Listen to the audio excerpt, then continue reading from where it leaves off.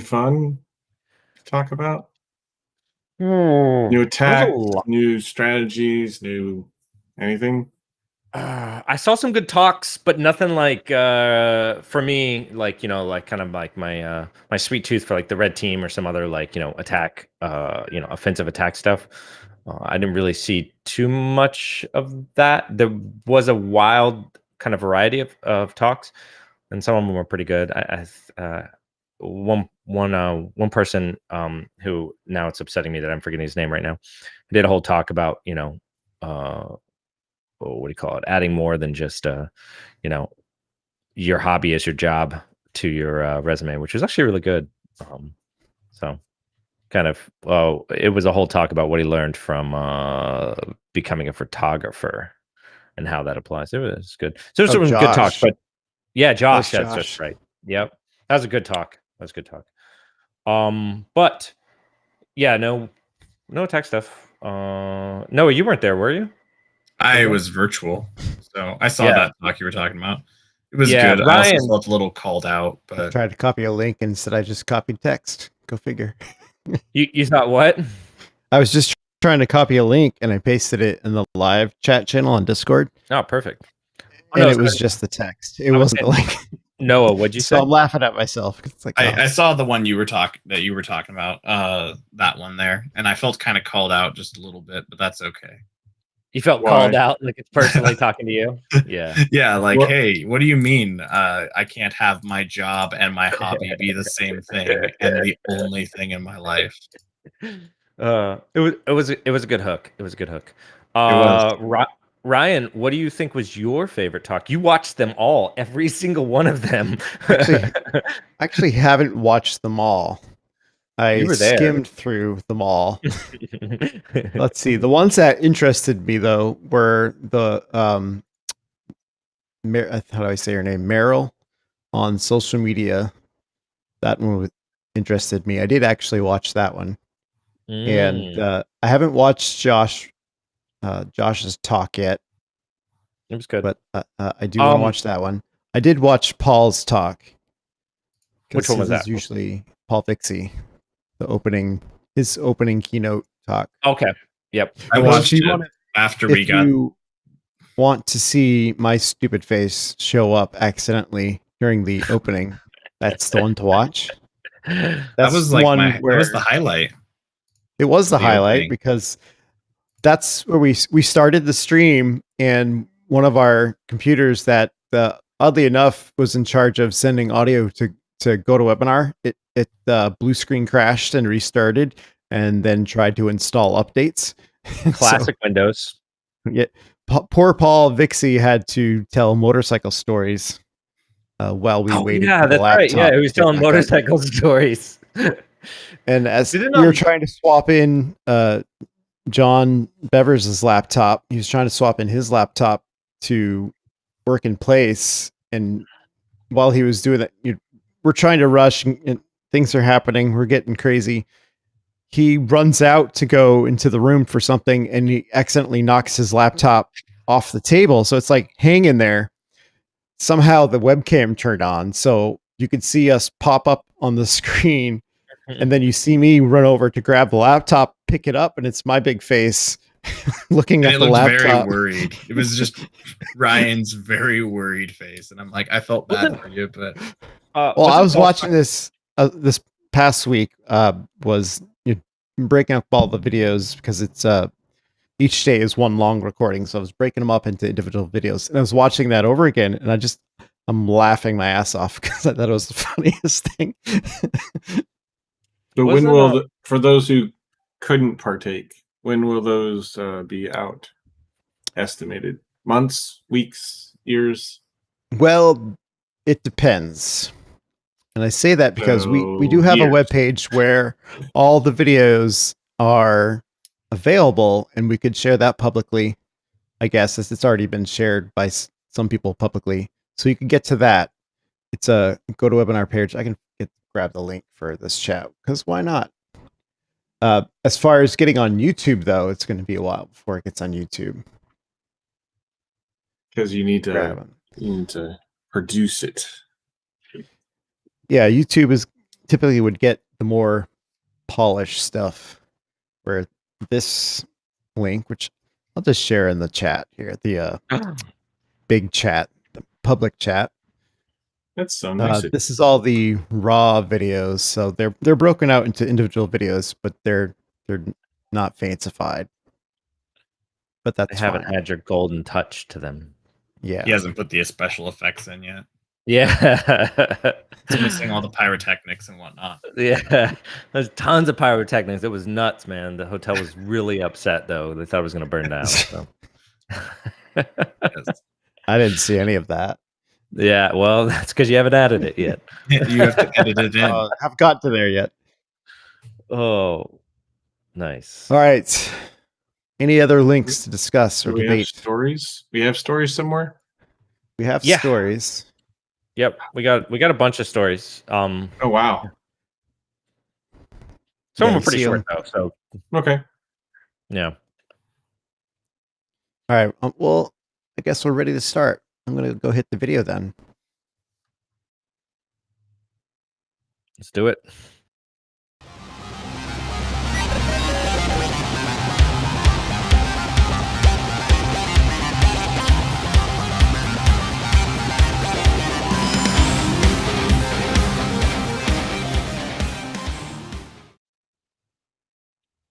Welcome to Black Hills Information Security, talking about the news. I'm your host today, Ralph May.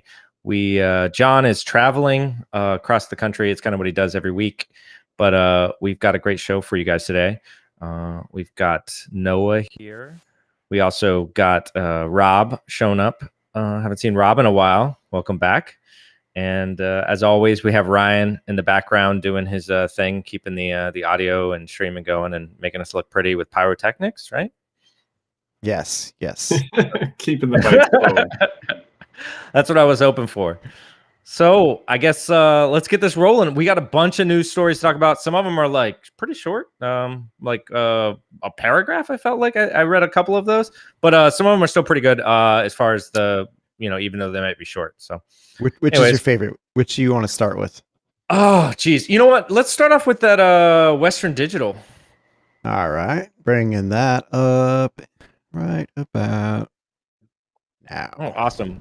So, for everyone who didn't read about this, Western Digital MyBook NAS devices are being remotely wiped clean worldwide. So, what I thought was interesting about this is that this kind of came out last weekend, or this weekend, or around that time. And what happened is that these Western Digital MyBooks, they're NASs. They're really just a hard drive that's plugged into the internet, and you can remotely manage these. And I guess some users were realizing that their drives were getting wiped, and they thought that Western Digital had possibly been hacked, so on and so forth. And come to find out, there is a CVE.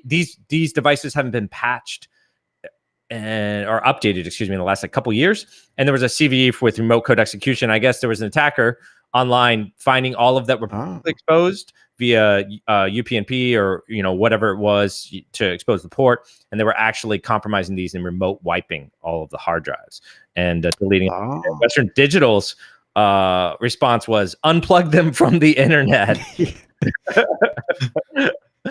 So if you have one of these things, take them offline. I would say it probably already affected you if you did. Yeah, that's true. Well, all right. So the way from what we've got information we have so far is that they were scanning the internet looking for these devices. If it came back, then they tried to either compromise them and remote wipe them. So if they didn't make it to your IP, depending on how much they were scanning, or your device just didn't respond. So just because it's online doesn't necessarily mean it's probably exploitable. I'm pretty sure you'd have to have a port open so that it could communicate directly with the device, and that's not necessarily a guarantee. Unless you have UPnP turned on. If you have UPnP turned off, though, then you might be okay. You might be okay. Details are still a little fuzzy here, but Western Digital is recommending you take them offline. But there is a CVE from 2018, which you have here pulled up, and there's actually remote code execution, and they haven't patched these in a while. So couple things here. Do you really need the RCE if you have the default password? Like seriously, like all you have to go is get on the interface and go delete. Yeah, I know. But assuming you change the password or whatever, so is it an unauthenticated? Assumptions being made here? Is it unauthenticated? I thought it was unauthenticated. I don't know. I could be wrong here. Can you scroll a little bit? Oh, scroll back up. You went right past it. The description a little bit more. A little bit more up. What, or like this thing? Scroll this up. paragraph? What are you looking at? Up. Not down. What are you going down? Oh. There you go. That's right there. Right there. IP address. It doesn't say. No, it doesn't say. I don't think it was authenticated though. Or what is it? I think it was unauthenticated, right? I don't think that they knew the password for the device, right? I don't think it was just like admin. In the article, it said default admin password. That's why I was asking. Yeah, I mean, it could be. Either way, why I don't know what you the CVE putting your NASs on the internet? It was just default credentials. That's not really a CVE. I'm sorry. Let's cut that one, right? I mean, okay. So yes, as a CVE, let's say it's authenticated. But the NAS isn't supposed to necessarily give you a shell, right? Sure. Yeah. So even authenticated via the web interface, you shouldn't get a shell out of that, right? So you still get a CVE, but like... Well, yeah, but I don't need a shell to probably go to like the web interface that says like format disk. Right, exactly. Anyways, I thought it was kind of funny that, not for the people who actually got their drives wiped, but kind of interesting, just someone scanning, kind of a different take on malicious so you're good with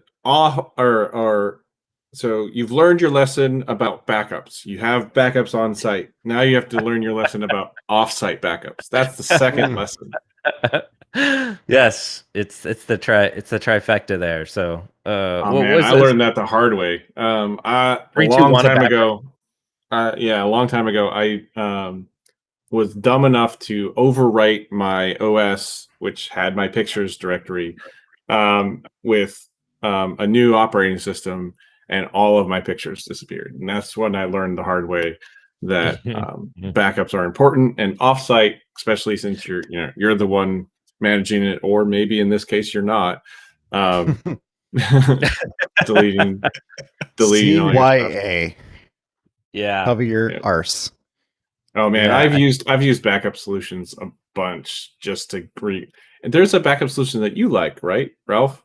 There's a specific or I've got Backblaze.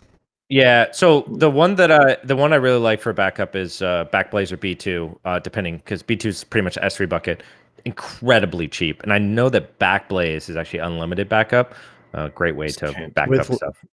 With limits, though, you can't back up a NAS. Yes. Oh no, they know better. Like nothing's unlimited, but right? So they put limits in place. If it's a USB 3 or Thunderbolt connected RAID, you can back up. Absolutely. And some of the new ones now are doing immutable backups, so that even if you were to get into like a ransomware scenario, it doesn't affect those kind of backup files. They're kind of write once, and then they have like a long cooldown period to remove them off, and it requires a much higher stringent level of authentication before you can remove those files. So cool. Watch your backups, guys. Also, RSA's new term, immutable backups. That's all I've been hearing for like the last 5 weeks since RSA is immutable backups. Ransomware, immutable backups. Read it, love it, list it. I don't know. Are we now? What do you want next? HGTV? Yes, exactly. Oh shoot. Let's talk about the hackers using fake call centers to trick victims. So this is ransomware, right? So I've heard this one before, but I kind of wanted to bring it back up. This is a tactic that's being used, and kind of the general gist of this is that I send a phishing email, and I'll have something along the lines of, hey, your subscription has expired for this thing that you probably had at one point, or maybe you have now, but you don't want to continue paying. So like, that introductory trial for Netflix or something like that. And then what they do is they put some phone number in here. Hey, call us and we'll cancel it. And then once they get you on the phone is when they actually go through the process of, utilizing that to do ransomware or some kind of other compromise. It's a pretty common attack vector. And the big thing here to get is that they get you hooked, right? So they get you worried about having to pay for something continuously. But the other thing is they get you to call them, which is the big way that they continue the SE scenario. Once they get you on the phone, they can, do a lot more social engineering to convince you that this is real and that they can help you, get out of this and so on and so forth. So usually if you have to call someone, you should go look at the public number for whatever the company is and call them directly and not call them from, a listing from an email. Yeah. So the company you worked for signed up for a free trial of Disney Plus. Yeah.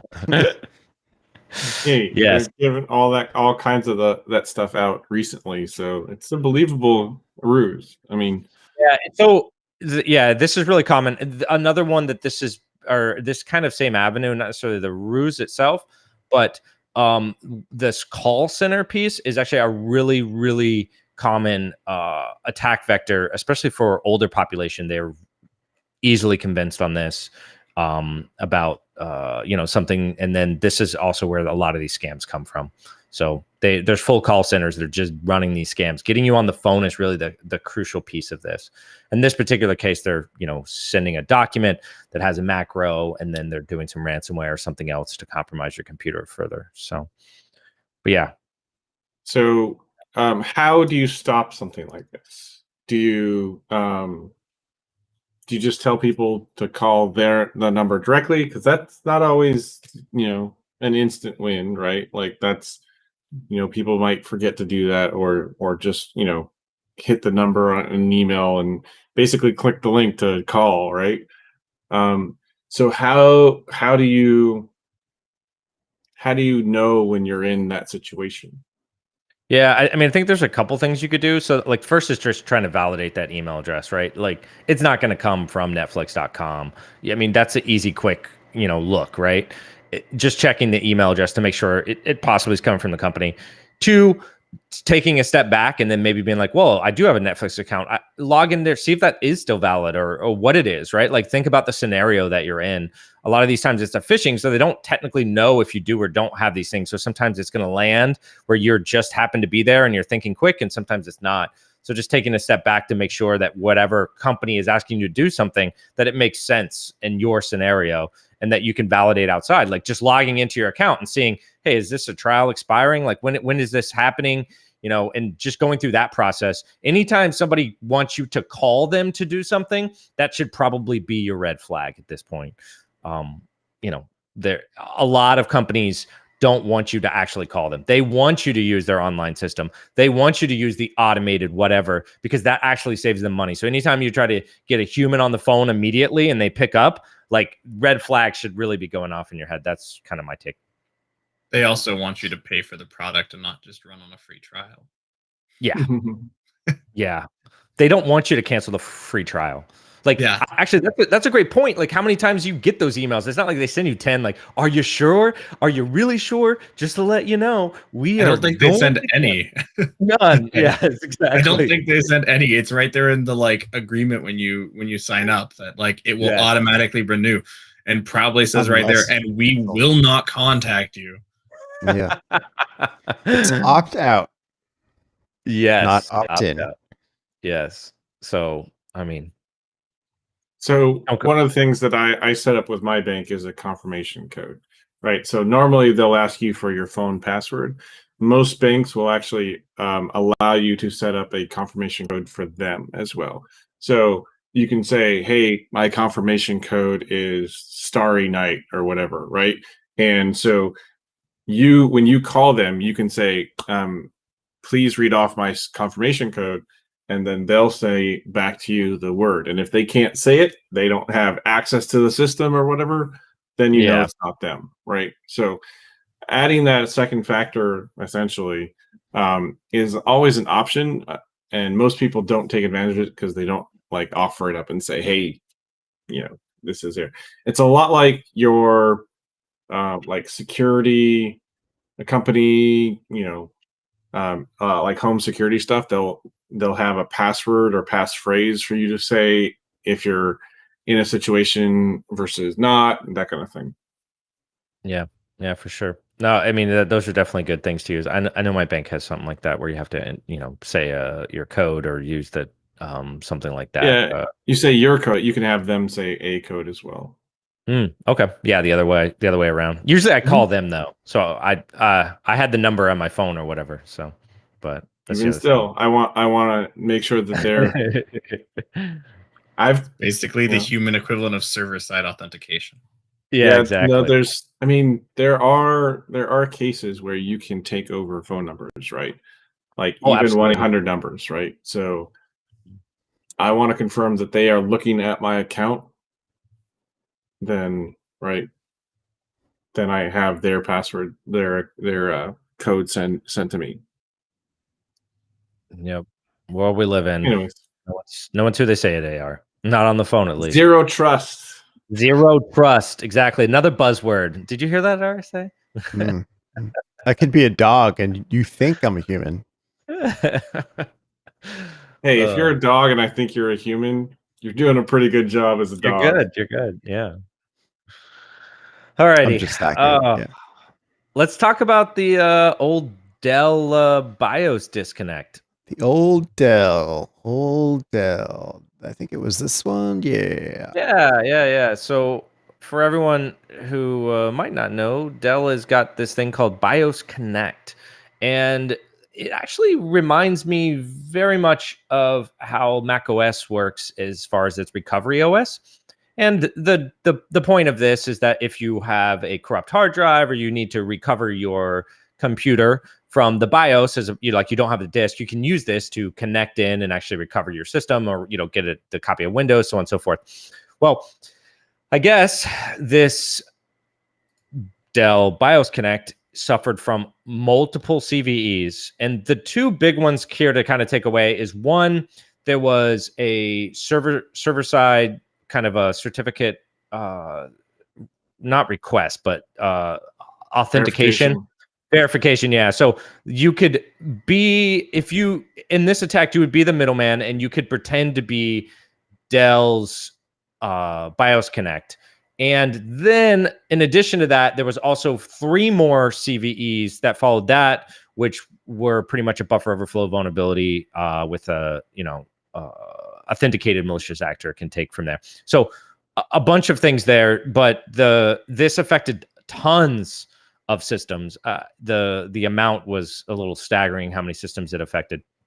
It is kind of a interesting attack in the sense that this is most likely going to happen on internal. So some already level of access, most likely not over the internet, but possibly if you could convince somebody, but your system would typically not try to connect to that device. You would have to have something in the middle to fake a DNS request. So is BIOS Connect always trying to connect, or is it only during boot? Like what? Like yeah, it seems like a hard attack to take advantage of.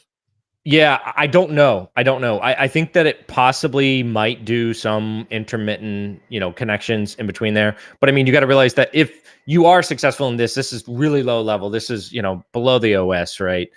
So this could be BIOS level rootkit, so on and so forth. Now, how you would play out this attack or how successful it could be, I mean, there could be a couple more kind of stipulations in making this all work out, as opposed to just like, hey, I found this on the internet and I compromised it, right? I don't think it's that easy, but yeah. So this is part of Support Assist. Like it plugs into the Support Assist suite, and that Support Assist suite is pretty much always beaconing out to its update servers, and also its remote control servers. I did a lot of work with Support Assist in the past, and honestly, it kind of scared me a little bit. I'll just say I don't put Support Assist on any of my systems anymore, after what I learned about it working in the enterprise. So okay. So it's always beaking it out. You still so there's still a lot that you have to do here. You have to man in the middle. you have to have a UEFI BIOS ready to go, right? To inject into this thing, unless you're only updating some other piece or some other code or something. If you're doing a full BIOS update, sending a new BIOS update, it's going to take. You're going to have to code it pretty well. And then you also have, the fact that UEFI verifies signatures. So you have to have a valid code signing cert from one of the big companies, right? Like, it has to come from Microsoft, to my understanding. I mean, the biggest thing is the shim. Well, yeah, for secure boot, it needs to come from Microsoft. But I think it said that really okay. That this exploit bypassed the secure boot, if I'm not mistaken. Yeah, you can bypass secure boot with just the shim. I mean, that was the whole boot hole thing and everything else. But I'm just saying, like, it's cool, awesome research, huge lift. They make it sound super, crazy sensitive, like huge impact, right? But like, sure, how many people that you and I know, can pull this off? Yeah, I mean, not without 3-letter agencies or countries in their name, right? Most likely that would be who would do something like this or take that and weaponize it for a very specific attack, right? So, but yeah, you're right. It's not this isn't one click. This isn't remote code execution on, like I said, some public interfaces that you can do a showdown scan and find a bunch of IP addresses and then just, go after it, right? Like Western Digital. Yeah. Yeah, like that one. It makes perfect sense, right? So, but that's how some of this stuff goes, right? Finding the vulnerability and I think it's funny, if we take that step back, right, Rob, when we think about that, like in a more sophisticated attack, they might be like, oh, and then they use these 3 CVEs to take over BIOS Connect, and then they were able to take over this company, and then they did a supply chain attack and took over this other company, and so that was like the beginning of the whole process. Yeah. And while I agree with you, definitely more difficult, it's still kind of part of the chain, right? Or could have been part of a chain, right? A more advanced attack. I mean, it's.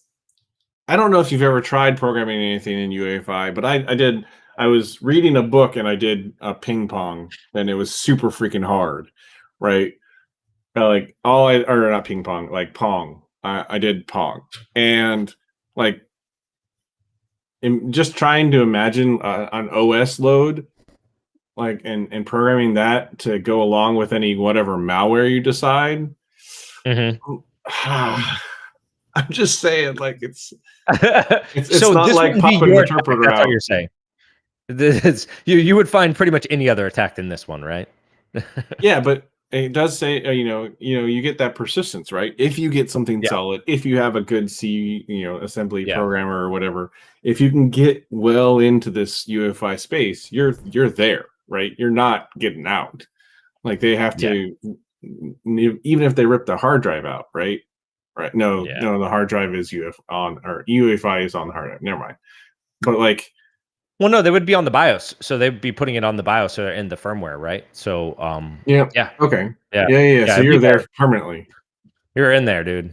I mean, that's like that. I mean, there's a bunch of articles that came out. That is the BIOS. Never mind. I was confusing UEFI with BIOS.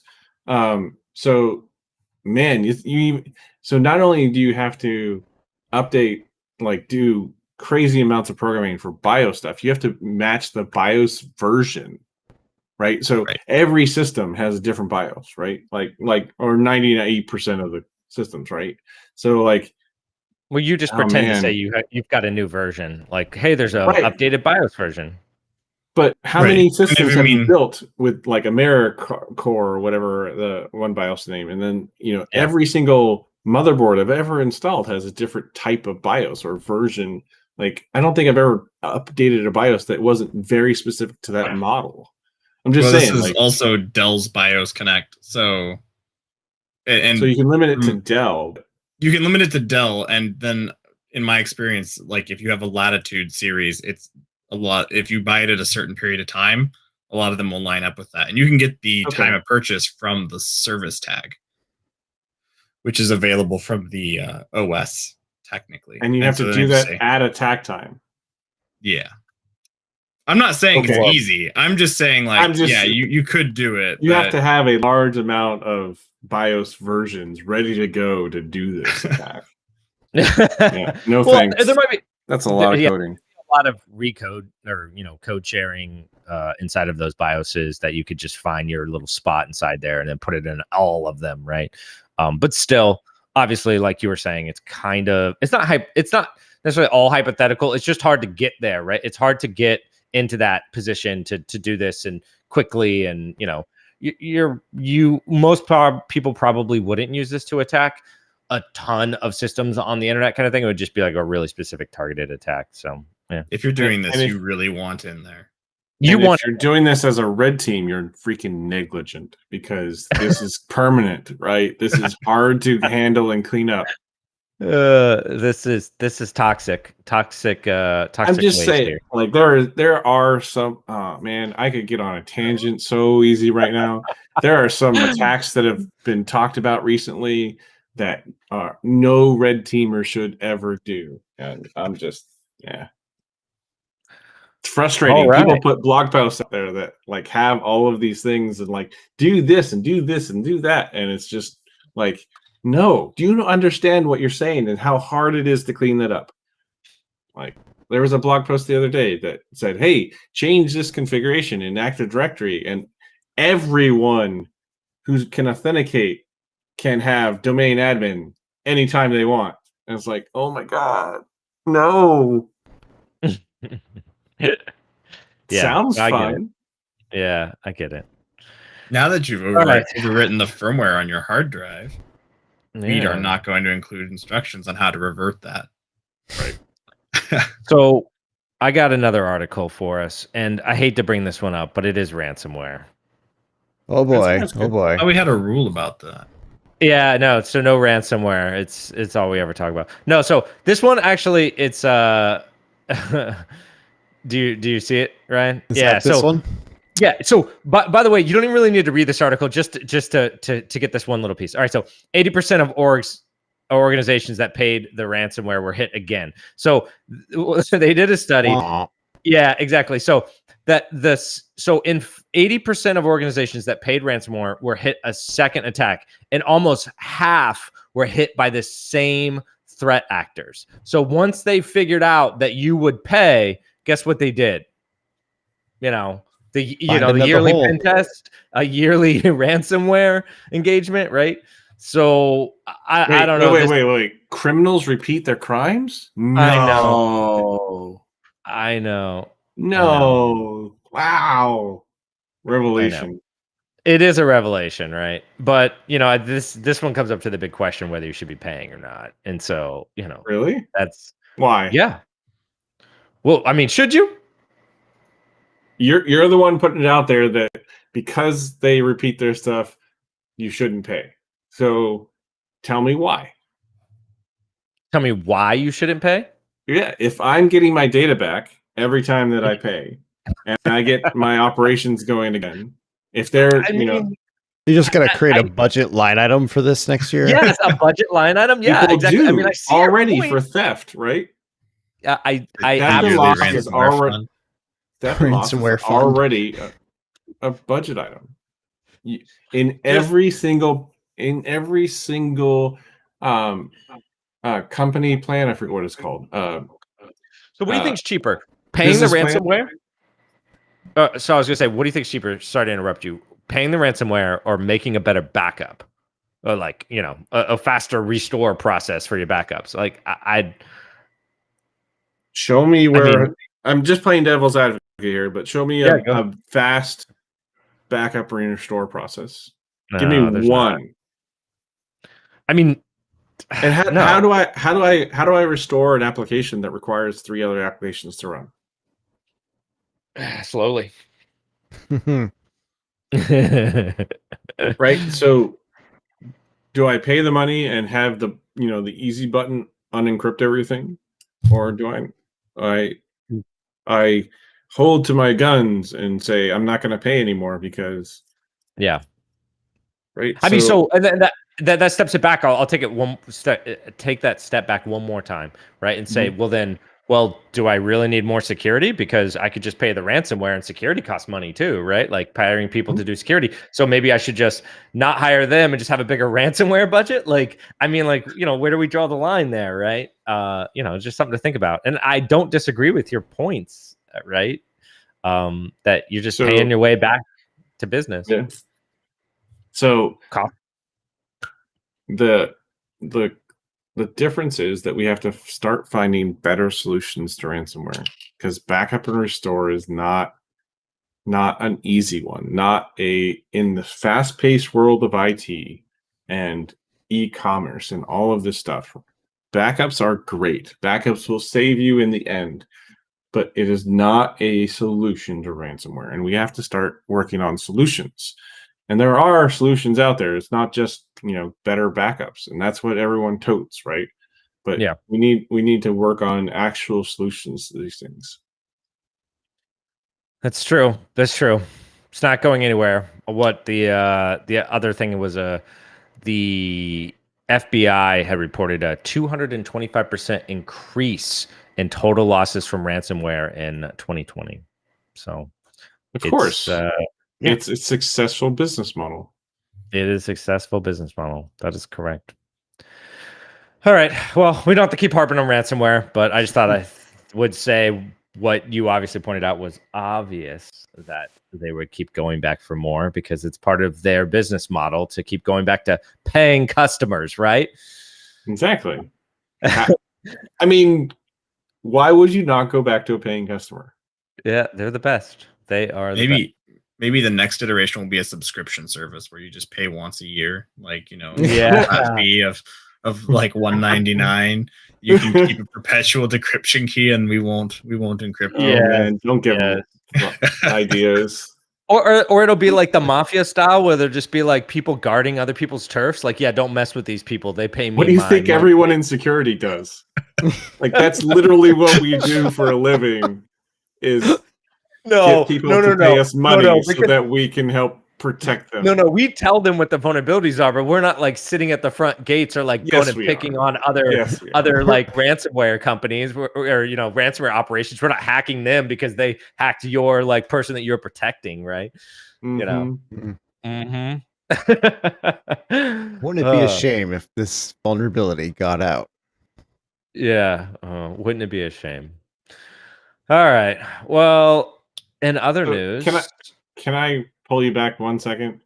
Yep. So let's talk about real solutions to ransomware. Okay, what you got? Okay, so I got a long blog post about this I'm writing, but let's talk about it from the point of view of the kill chain, right? So we obviously know recon's not an option here to stop. So the next is that first infection, and that's really where I think that we can do better, right? And Windows is already working on that, right? So Microsoft is getting more secure and more secure and more secure, right? And what we really need to do to stop ransomware is work on the racing model, right? So if you haven't heard of racing, it's essentially defanging ransomware, because what it does is it identifies I forget his name off the top of me, like Florian something. He identified the fact that 98% of ransomware tries to delete the volume shadow copies, and he denied the privilege of deleting volume shadow copies, and ransomware stopped working, right? Because it couldn't delete the volume shadow copies. It assumed that it was on like a VM or some kind of protection thing. So it stopped. It stopped doing its thing. It couldn't continue. The programming was not good enough to say, hey, there was an error correction put into this into this code. So it stopped where it saw the volume shadow copies were not able to be deleted, and it didn't get ransomware, right? So let's take that step back and say, okay, what other piece of ransomware can we make it stop doing its thing? And ransomware, it's very common for you to encrypt the file names, right? And if you encrypt file names, you tend to have default length encryptions.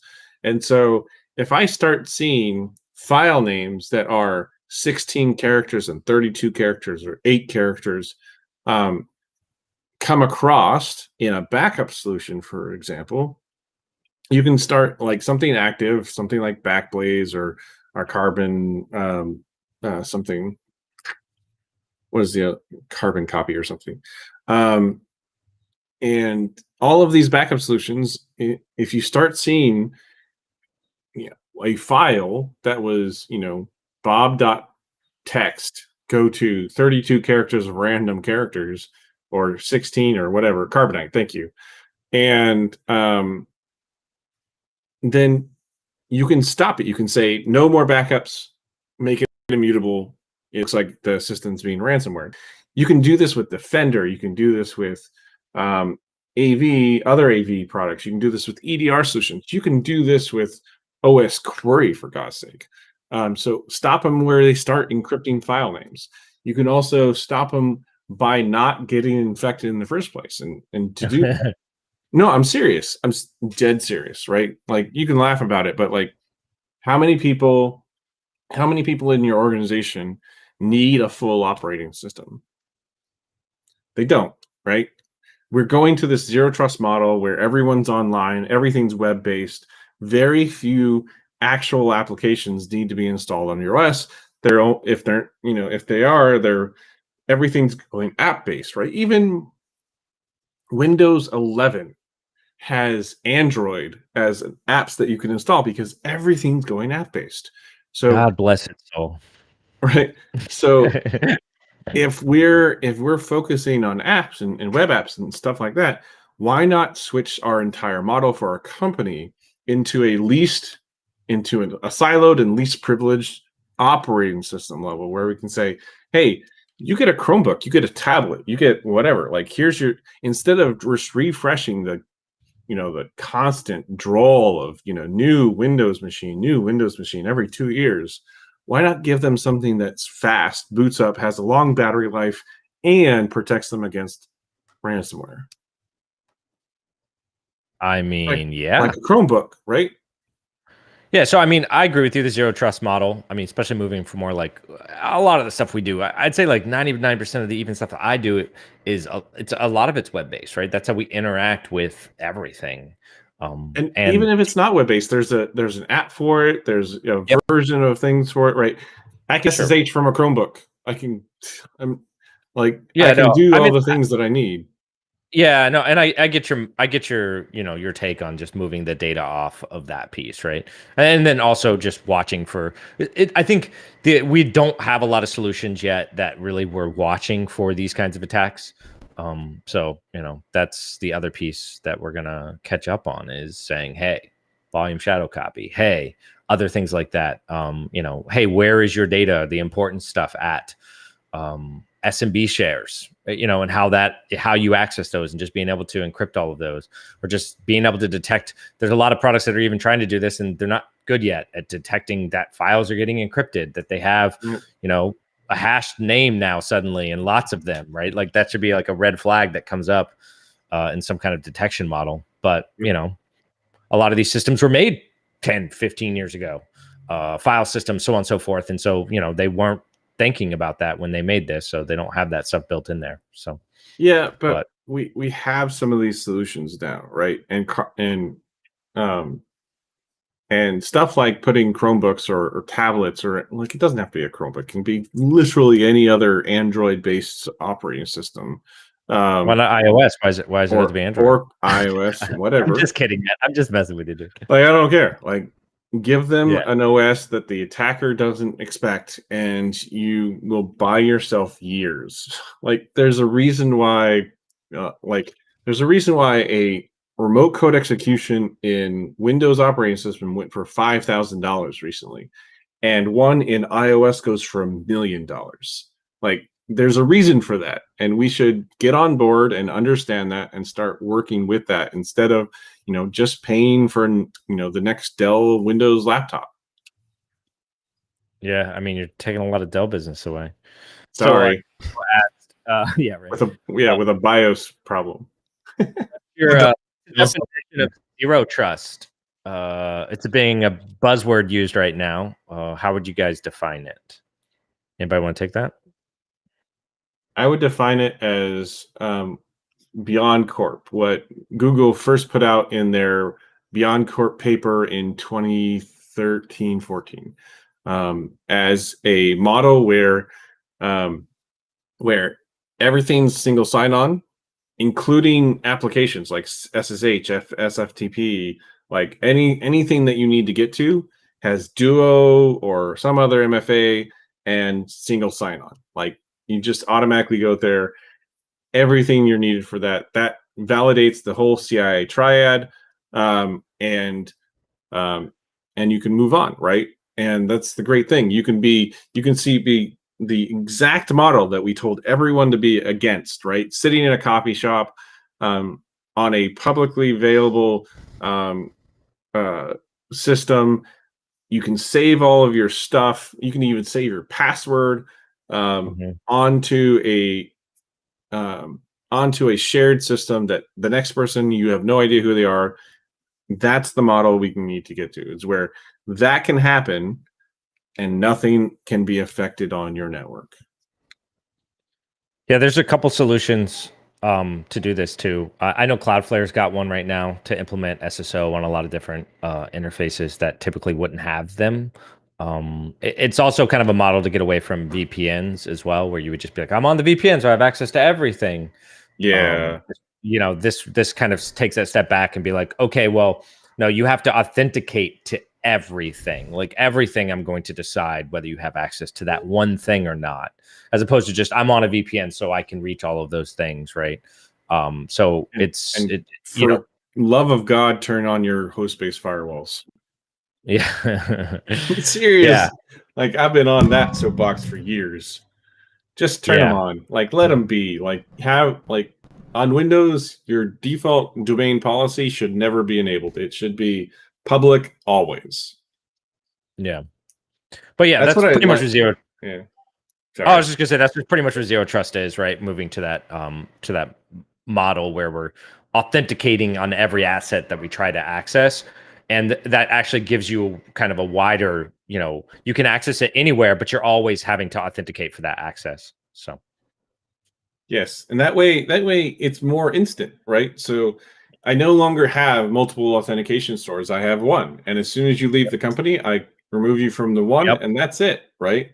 And instead of having 25 systems that I have to go through and re-provision and do this, and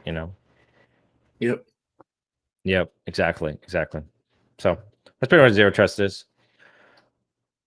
All right. What other things did we have for articles? I know I wanted to bring this one up.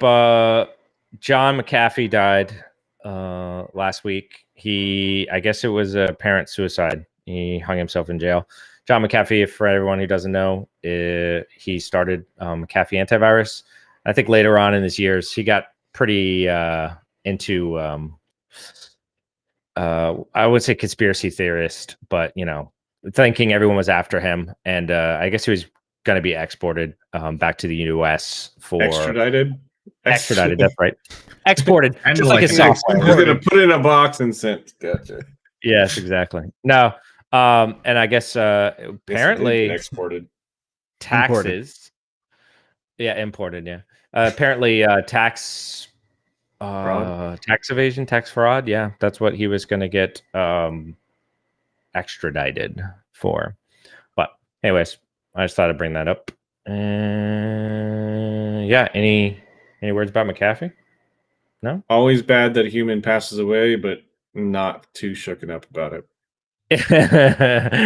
Yeah, he was an interesting character to say the least, especially of the recent years. So. Anyone else got any articles that they want to talk about? Oh, about Nest. Oh gosh. Oh, What? this is a great one. Oh, I hit this one up really fast. This one is not a hack in any way, shape, or form. But with the heat waves affecting the U.S. right now, it is kind of interesting. So, I guess energy companies in Texas. I don't know why it's Texas, but it's definitely Texas. We're offering, smart thermostats. Let's say like Nest, and that part of the deal. And I'm not sure exactly what the deal was, but you get a free Nest thermostat or whatever with the energy company, but they can control the temperature in your house to alleviate the consumption on the grid during high usage times. Okay. And I guess some people didn't realize that, and they wonder why it's really hot in their house because the electric company's turning, down the AC or up the heat, however you want to look at that. So to save on the stress on the grid. Kind of interesting, but I actually got a letter in Iowa for the same thing, where they were like, "Oh, well, we'll give you a new smart thermostat, and you just have to link your Google account with this." And I'm like, "Oh, now, yeah, I think if the customer tries to override what the energy company did, does the energy company say, no, you can't do that, and turn it back to where they want it?" Or I was reading on that. You can change it back to whatever you want it to be, but there's no guarantee necessarily that they won't change it back in 5 minutes. They won't send another update. Yeah, but you can go in there and override it. That would tick me off if I say no, I want it back to this, and the energy company says no, you can't do. So all right, I think there was like a time frame or something at this point. Is it me or the time frame? Like if you change it, it'll stay there for so an hour or whatever, and then it will go back. Eventually, it will revert back, and then they will have that control thing. But I did also see some people were mad because disable. Well, but if you disable it, don't you lose the benefits? You must lose the discount or whatever it is that they were giving you. Yeah, they got to be offering something to get you in it. Well, and I saw that some was saying there was an article about this that was similar, and it was something to do with the sweepstakes. Like you would sign up for the sweepstakes, but you would also give them permission to use your thermostat in the same time. Yeah, it was. I'm like, the guy installing our thermostat when we upgraded our AC unit. He's like, okay, so we're going to install this new internet connected thermostat. It's going to be benefit. It's free. Don't worry about it. Like, it's not an added cost or anything. I'm like, I want the old one. And he's like, no. You know, there's no hidden cost. Like, I promise you, there's nothing. Like, there's always a cost. We'll connect it to your internet for free. Like, we'll get it all set up for free. It's not a big deal. It's the new thing. I'm like, I want the old one. And he's like, no, you don't understand. Like this, like I'm not gonna lie to you. I can put it on paper. Like here's the update. I'm like, I want the old one. I don't want an internet connected IoT piece of stuff on my network. And he's like, that you don't have control of obviously that I don't have control over it, right? Yeah. And I'm okay with turning the dial. That just boils down to two. I've heard it said before, and I just say it more. But if you're ever in a situation where you're not paying for a product, then you are the product. Absolutely. And don't forget that. Sometimes you're okay with that, but yeah, I mean that goes for social media. That goes for new thermostats, free smart thermostats. Like, yeah, email. That's another one too. Email is not free. No, email costs a fair amount of money. Like I pay for my email that I use because I want to retain my rights to that. Yeah, I mean, there's some pretty big email providers, and just take a guess as to what they're doing with your email in the meantime. Yeah. Yep. If it's free, it's not really free. Oh man, that's funny too because I have a smart thermostat at my house. I have two of them, right? I have the EcoBees, and I've had them for a while, right? And I like them. But here's the funny thing about this, and this goes to your point. Since I work at home all the time, they're always just one temperature. So I don't even need a thermostat. Yeah. I could just have a button that says on and off. Like it doesn't matter, right? Like, so I have some IoT stuff, but it's connected to my local Home Assistant server on I a just think it's separate funny. VLAN with separate This is firewall great. rules. I like it. Yeah. Yeah, I have a ton of IoT stuff in my house. I'm like anti security. Anti-security with my IoT stuff that I have. I do supplement. It has its own Wi-Fi for just IoT that can do its own little thing, and they could all make like an IoT, botnet or something. I don't know. IoT party. Yeah, like an IoT party botnet, and that'd be. China has a party at your house every day. They all start talking to each other someday. Yeah, but so Skyworm asked, would Kerberos be considered single sign-on? No. I mean, yes. Technically it is, but no, you should not do it that way. I mean, that's kind of its purpose, but that's not what single sign-on and the way we think of single sign-on is, right? Problem with Kerberos is I can take that Kerberos ticket anywhere I want, right? Mm-hmm. Like I don't have to stay connected to any network. I can. It's authentication in a bubble. Yeah, whereas it's a piece of a bigger authentication model, and you can't revoke it. Yeah. So. Yeah, not the same thing. Not the same thing we're talking about, like with zero trust. Yeah, you can have expirations. Not the same thing as talking about zero trust, where you're kind of having these time locked events, and you're using some second authentication provider, and you can set the rules and change the rules when you want, and set the timeouts when you want, and all this other fun stuff. And then the service on the other end has no idea what that is. It doesn't need to know how Microsoft Authenticator works to be giving you access. So I mean, SAML does kind of operate a lot like Kerberos, I guess. Yes. Yeah. He's gonna just dive in here now. We got SAML 1 did operate a fair amount like Kerberos in that sense, but SAML 2's got a little bit of changes, but it's still kind of this general premise underneath. Yeah. All right. What were the last two links? Mercedes. Oh, yeah. So Mercedes-Benz had a data breach. What was interesting about this is that it affected a subset of customers. So I think it only affected like 1,000 customers, and the data breach was from I think it was 2017, or the data was from 2017, 2018, 2014 to 2017. 2014 to 2017. It affected about 1,000 customers who possibly signed up to buy a car, submitted some PII information, and I guess it was on a cloud provider that was vulnerable. When I say cloud provider, just probably some VM that they had up there from a long time ago, and or an S3 bucket. I was gonna say like S3 bucket. We just call those cloud providers now. Yes, yeah, because they don't want to look bad, right? Because everyone say, "Oh, I had an open S3 bucket." Yeah, because it's getting to the point that an open S3 bucket is a common thing, and so now we're just like, "Oh no, it's my cloud provider. It's my sophisticated threat actor." That's the new APT cloud provider. Yes. There's probably an S3 bucket, and so I'm sure all 1,000 people are getting 1 year of identity protection. I don't know, right? I think we all have identity protection for life at this point. Yeah, exactly. That's it's like going to be like health insurance instead of like you don't have to have health insurance, but I mean that's risky. All right, so just assuming it'd be like one of those things you always buy, like, oh yeah, no, I always get identity protection. You never know.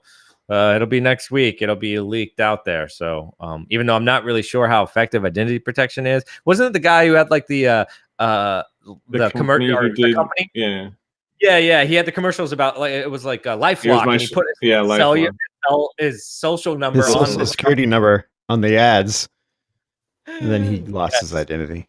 Yeah, and then someone stole his identity coincidentally enough, which is I think multiple people did. Yeah, I think it wasn't a one-time deal. I think multiple people took advantage of that. So I guess my point is, it's just asking for that to happen. You're just challenging people to.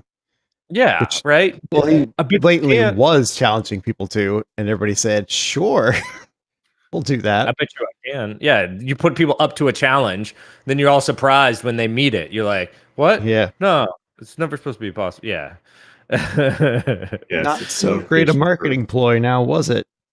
Yeah, exactly. All right. No, So you're what's right. It next? is just yeah. What is next? We have. I don't know if everybody read this one, but this one looked interesting about ferocious kittens. I did not read this one. I think this is the only one I did not take a look at. 6 years of covert surveillance in Iran. We were talking about what we would make our APT name, like just thinking about, the animal. This is another one of those. What an awesome name for hackers.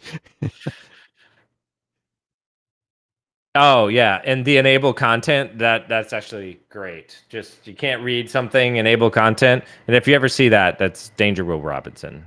From July 1399. Yeah. Seems legit. I mean, didn't you have email back days. then? Yeah, yeah. I mean, I had Prodigy in 1399. That's where my email was. I do think it's kind of interesting, all of these APT groups, as they like get or start to become successful in their like attacks, and then getting the dissection, and that's kind of what this is about, like kind of what they were doing and like how they were using this to kind of move through, without, and a lot of this stuff is already known. It's just kind of like just watching someone's playbook or watching someone's like style of attack method. And Can I say one thing? Sorry. Yeah, go ahead. If you see HTTP requests going to anything.php, anything.php at this point in like years, like it's bad. It's almost certainly bad. Like there's very few, very, very, very, very few websites that I go to. Like, PHP, and I go to a ton of websites that actually still have .php at the end of it, right? Like usually you get a slash or whatever. Like they'll reverse proxy it. They'll have web APIs and all these little routes and stuff, right? 1% of 1% of the sites that I go to might have .php. And if you want any indicator of compromise, look for any requests to go to a PHP site. I like that. The kitten connection. Oh, kitty cat. Yes. Yeah, PHP. There's a lot here. Just Android. They were doing a lot of different things. Telegram. Well, I mean, if you have 6 years to do something, you're bound to do a little bit. Dig in pretty deep. Yeah, nation state, unlimited budget. Telegram. I played a bit with Telegram. It's where all it's like the new IRC of hackers. Except for it has like way more functionality than just messaging. Telegram's awesome. Yeah. Well, that's, obviously it's the better version, right? It's not like the rebirth of IRC. I mean, IRC, you did have all those DFS shares or whatever, like the old like D something file transfers and stuff. Mm-hmm. Oh, the good old IRC days. Well, like FTP. Yeah, for sure. I think that's all we had for today. That's a full show. We're over an hour. That is a full. Oh yeah, we rocked it. Have you guys talked about the certificate stuff at all? Anyone talked about the certificate stuff in the? Which one? Nothing. If you want a certificate, call us. We'll get you a certificate. Yeah. You want a certificate up to the end of this? We'll get you guys certificates for watching. No, I mean the Active Directory certificate services. Yeah, the one with Spectre Ops, the Active Directory attack pass. We haven't talked about that, but we should probably talk about it next episode, though. Yeah. I haven't used it in attack. Actually, I read the article and I was like, they said they have more, but I feel like I know everything I need to know already. Yeah, I think we should. Let's talk about it next episode. We'll dive into it. All right. Well, I think that's all we have for today. I really appreciate everybody riding along with our news articles and hanging out with us for the last hour. And, I just realized I haven't been putting the links in the chat, but I'll have them all in the. Oh gosh, you're the worst. We had one job here. I'll put them in. One job. One job. Yeah, that's what happens when you go on 2 weeks of vacation. Yeah, I was away for a week. I forgot what I was doing. All right. All right, we'll hit it with fire. 3, Burn it with fire. 2, 1.